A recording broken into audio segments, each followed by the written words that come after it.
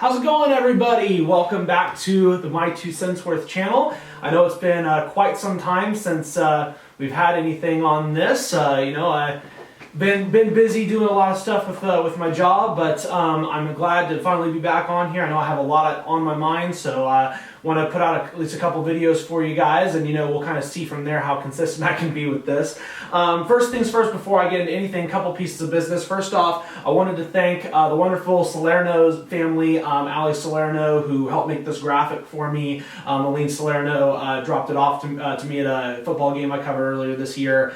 They are a phenomenal family. You can check out their work at Lenny's Pictures. If you just search up Lenny's Pictures, you'll find that they have a Smug Mug website, and really great work with this. I really appreciate it, guys, and if you've paid attention to my profile picture on this channel, you'll know that this is the profile picture now, so huge thank you to them on that. Another thing, I have gotten into, I guess if you could say, a bit of a hobby ever since last time we were on. I am trying to start getting involved with music a little bit. I've been taking some vocal lessons and have been writing out some stuff, and I don't know how far we're going to take it. I do want to learn a couple more things and then kind of start producing, learn a little bit with that, and then we'll kind of go from there in terms of seeing how far we go. But thought I'd let you guys know kind of what's been up with me, and with that being said, we're going to get into what this channel was for, and that is me giving you my opinion on a plethora of different issues. And this week we've got I could say a little bit outside of the ballpark a little bit, if you'd say. So without further ado, here's my 2 cents worth. Tipping should be seen as less customary and more of a token of appreciation of great service. The only reason tipping is customary in the first place is simply to let large companies off the hook for failing to pay a living wage. Now, before we start, I want to make it clear that coming from a person who has worked in a service job for 6.5 years now, I want to say, I'm all for making sure workers are taken care of, and I'm obviously pro-tipping. Here in America, we see tipping as normal, and when someone doesn't tip 15 to 20% or so, we view them as ungrateful or bad. While in many cases I think that this is still true, we need to take a deeper look at the issue from a broader scope for a moment. Not every country views tipping as the norm. For example, in the Netherlands, there is no social requirement, and they actually require businesses to include tips or value-added taxes in their published prices. Other countries such as Germany, the UK, Portugal, and Ireland, for example, also don't have strong tipping cultures, but some may still leave 5 to 10% or so for exceptional service. In Asian countries such as China, Singapore, and Japan, tipping may even be turned down as they view good service as simply a part of life, while nations such as Australia and New Zealand don't expect a tip either. The difference in these nations, you ask? Well, one of the major ones is countries like Australia pay their workers more, $15 per hour with benefits, and countries like Japan actually subsidize travel costs for their employees and have a better social safety net overall than America.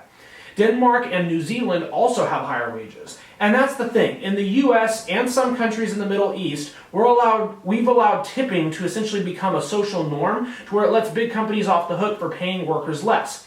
I bet if I asked you all right now what the federal minimum wage was, you would say $7.25. Now that's true, but there's a loophole to that. Ever since 1991, the minimum wage for tipped workers has remained stagnant at $2.13 despite inflation skyrocketing. While companies are supposed to pay the difference if a worker doesn't make enough in tips, that doesn't always happen. The Economic Policy Institute found in 2011 that tipped workers were twice as likely to fall under the poverty line.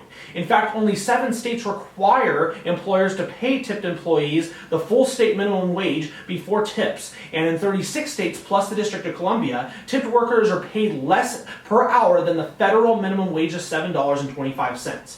Let me make this clear. Regardless of it being a social norm, no worker should have to rely on the customer to pay them a fair living wage, especially when multi-billion-dollar chains, restaurant chains, like Texas Roadhouse, Cheesecake Factory, Olive Garden, Red Lobster, TGI Fridays, Yard House, and others have more than the ability to pay a fair share. If there was actually a bill introduced on this last July in Congress by Connecticut Representative Jahana Hayes to repeal the separate minimum wage for tipped employees. It has continued to sit there for 6 months. If Democrats actually cared about workers, they would force a vote on that, but of course the Progressive Caucus has not done anything, and of course nothing is happening with that, and I doubt anything will happen under this current Congress. So what is a solution that is obtainable, at least in our current state of America, that can benefit workers in some way?